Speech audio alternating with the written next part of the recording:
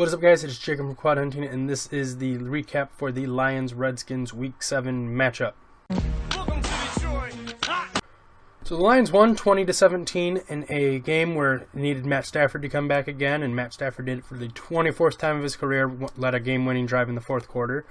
That number is really high. I don't really like how high that number is, but I mean, it's the way it is, and he's won 24 of those games in those situations. I'm curious to see what his record is actually in that kind of situation. But anyways, it's a pretty good game all the way around. I was pretty impressed with the defense coming out. Was less impressed with them after they lost Slay, but there's things you can't do when Slay's not on the field and you don't have the talent there. Like when Slay was on the field, Terrell Austin was dialing up a bunch of blitzes and a bunch of, not just sending four guys, he was sending linebackers, he was sending safeties, he was sending corners, and got a couple sacks off of that. Now, the people that got the sacks were Raphael Bush coming off of a safety blitz, and then Amari Bryant, who got in there because Ezekiel Ansah is a beast and just pushed his guy back into, made Cousins kind of try to roll out and right into the arms of Bryant. So it was a really nice-looking defense there off in the beginning. They were stopping the run pretty well, forcing fumbles, forcing mistakes, and then after Slay went down, you lose your top corner. You have to then, they sent in Johnson Badamosi. I'm not even 100% sure how to pronounce his last name. Badamosi is what I'm going to go with. But they sent him in. Definitely not the talent of Slay. He got burnt a lot on one-on-one situations, so you didn't want to leave him on his own. So they had to kind of let the blitz back off on the blitz and start sending in more the four-man rush like normal. For the most part, the game was a defensive battle. There wasn't a bunch of offense, but both teams' quarterbacks played fantastic. Kirk Cousins lit up the Lions like every quarterback's lit up the Lions this year. 30 for 39, 301 yards, a touchdown, no interceptions. They credited him with 2 fumbles, but one of them was on Matt Jones. When Cousins went to hand it off, put it in the right spot, and Jones just didn't have the pocket good enough to receive the ball and ended up fumbling it. He did fall on that one. Cousins then got tripped up, went to the ground, didn't get the ball into Jones again, and that ball bounced right into Kerry Hyder, who just kind of scooped it up with one hand and fell on it. Matt Jones had a fumble. He had kind of a rough day, like I said. All 3 fumbles, he was involved in some way. That was after a career game last week. He played pretty brilliantly. And this week, 10 carries, 27 yards, 1 credited fumble, even though it should be 2. One of the ones they gave Cousins should not have been on him. Should have been on Jones, but the Lions kept swallowing him up. He never really got a way to break off. Thompson beat us pretty bad. He has a lot more speed than I foresaw him having, and he blew up a couple plays and played really well. The offensive line played great. For the most part, they did succumb to some pressure. Kyrie Thornton blew up the line a couple times, pushing guys into Kirk Cousins to interfere with that way. Our running game was okay. Zach Zenner had 9 carries for 29 yards. He did score a touchdown, his first career touchdown.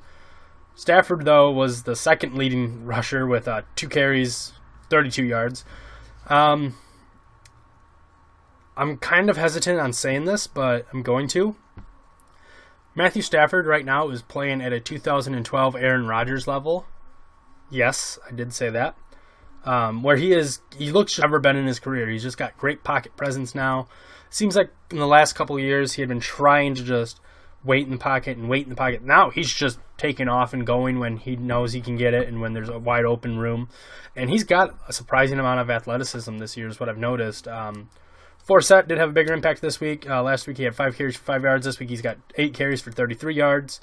The Lions' running game did more than it had been recently, enough to where you could consistently keep giving the ball to them. So it was refreshing to see. Something that hasn't happened at all this season, Marvin Jones and Golden Tate both had good games this week. Golden Tate was 6 catches for 93 yards. Marvin Jones with 4 catches for 94 yards, including in a beautiful pass from Stafford that traveled almost 60 yards. I think it was a 58-yard reception. They call it 52. Yeah, it's 52. And Stafford just put it up, and it traveled the whole way in the air, 52 yards. right into his hands where only he could get it as he was being interfered with by Josh Norman. Norman then went out on that play, went to go. I don't know if he suffered concussion or if they were just doing the testing, but he went out with concussion-like symptoms. Anquan Bolden is the ageless wonder. He scored the game-winning touchdown on just a catch and pushing people over, fighting his way into the end zone, which is nice to see an older guy like him still have a big role in the NFL, especially with the Lions. They needed that with Calvin Johnson leaving.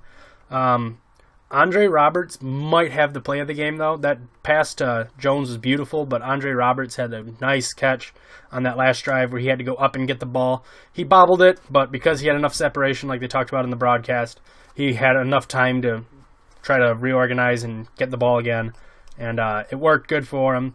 One of my favorite plays was one of the passes that was on, I think it was the second drive. It was a third down. Stafford threw the ball to Tate, and it bounced off the Redskins receiver straight up in the air. Tate caught it, was able to work around for a first down and some more, which was nice to see. Clay Harbor got in there, had a couple catches. Tight ends have not been utilized hardly at all. Only 2 catches since Ebron's been out in the last 3 games, or 2 games before this. It was Ebron's 3rd game missing. Harbor doubled that by getting 2 catches. They still kept running that extra tackle set instead as another tight end with it was Cornelius Lucas this week instead of Corey Robinson, who was hurt. Justin Forsett bust off a couple catches for 15 yards.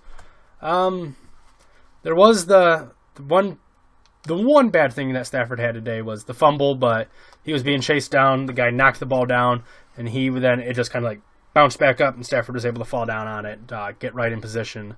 You look on their side. For receiving, Crowder was just lighting it up today. 7 catches, 108 yards, no touchdown, but still, he's good. I'd be happy being a Redskins fan having him. And also another ageless wonder. We just talked about Anquan Bolden, Vernon Davis, 32 years old, 6 catches, 79 yards, coming up from a couple seasons where he hadn't done hardly anything, and people were thinking he was done. He was a big playmaker in San Francisco, sat quietly for a couple of years, and now he's just starting to do good again with Jordan Reed sitting out. So it was nice to see that. Pierre Garçon was kind of quiet. Deshaun Jackson had 5 catches for 35 yards. He was pretty quiet. Their only touchdown came off of a 1-yard catch by Kelly, who was his first ever touchdown, the running back. Both kickers missed a field goal. Prater missed one. It looked like the snap was high. Martin couldn't get it down quick enough and put it in the right spot for Prater, and it just went wide left. Hopkins missed one where it just bounced right off the upright.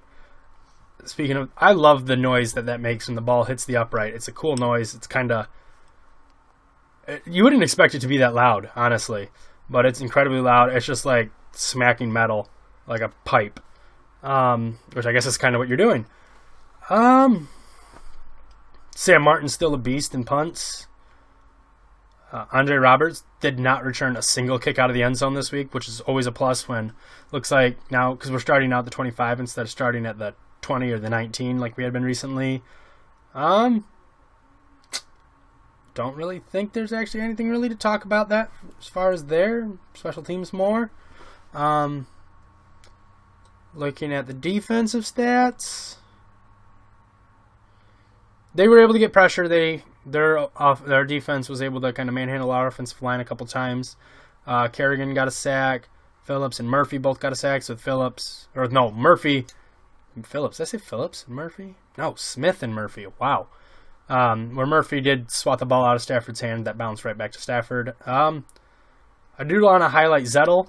Even though he only had 1 tackle, he kept blowing up the line. He was making some good plays, it looked like to me. So that was nice. Hyder was still making some good plays. Thornton was making some good plays. It's nice to see our defensive line start to get some kind of push. Ansa was there with a couple times, making some pressure. Not getting there, but letting teammate get it like Bryant did. I can't remember his name. They beat us in first downs, 26-19. They were a lot better in third down, efficiency. Whoa, what the hell is going on there? beat us rushing. They beat us passing. They outplayed us in every statistical way today, besides the one that mattered, the points.